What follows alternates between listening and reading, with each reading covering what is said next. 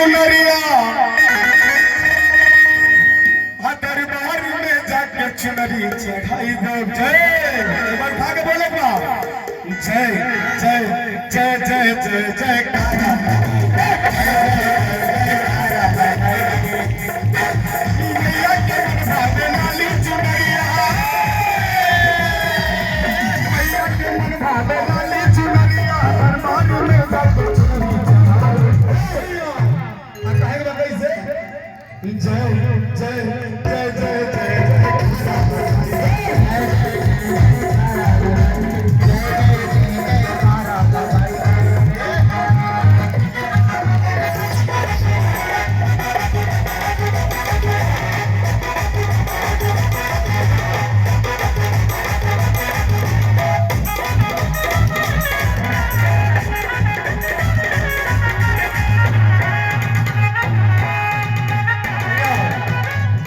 माता जी की तरफ से मान्य श्री मती सरिता देवी आ कहे बा अरे बेल के पतैया पर लिखत नीलचा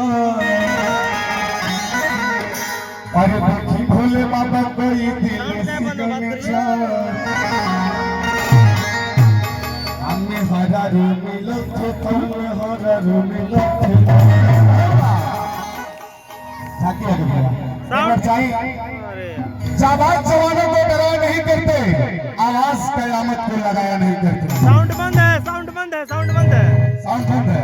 काहे भैया काहे रे बीच में ऐसे करत है जी।